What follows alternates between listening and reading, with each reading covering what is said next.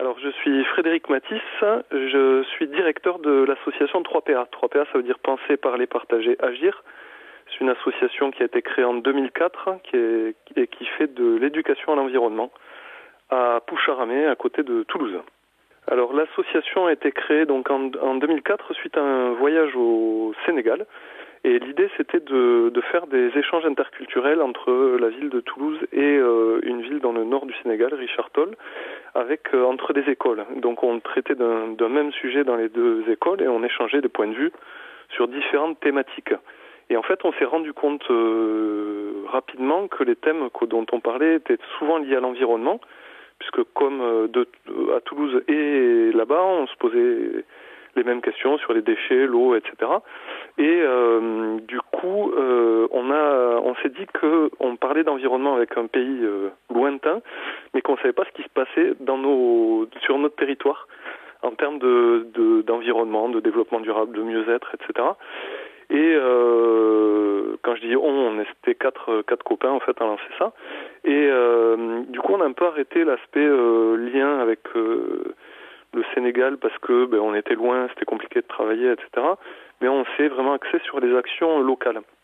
Et notre première action, c'était de dire, au lieu d'aller voir tout le monde, tous les acteurs du développement durable et de l'économie solidaire, qui nous prendraient énormément de temps, on va tous les rassembler dans un même lieu.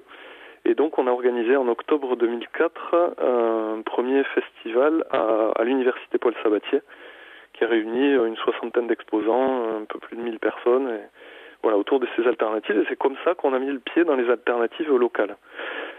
Et donc l'idée, c'était de faire de l'éducation à l'environnement, mais sous deux aspects principaux. Le premier, c'est la question de pratique, donc écologie pratique.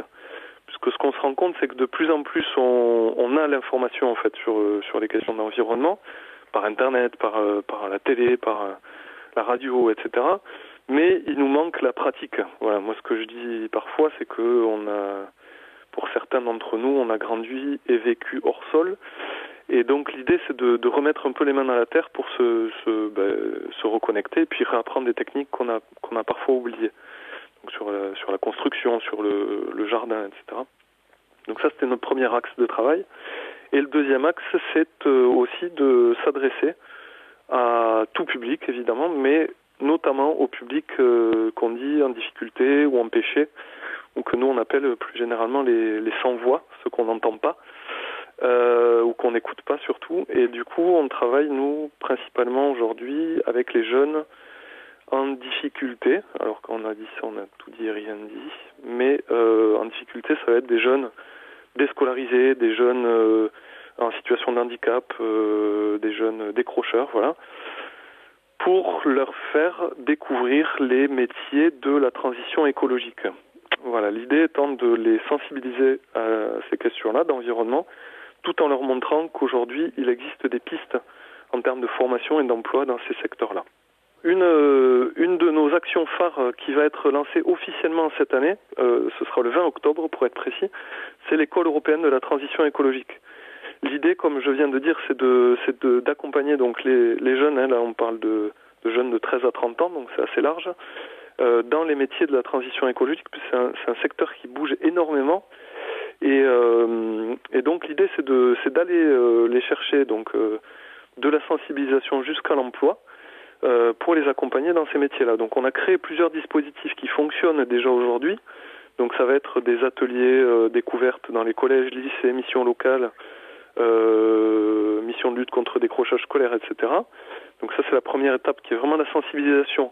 Parler de ces métiers, les faire découvrir, dire qu'il existe tout un tas de formations et d'emplois globalement dans les métiers manuels. Aujourd'hui, le bâtiment, c'est 70 000 emplois qui sont encore à pourvoir, non pourvus.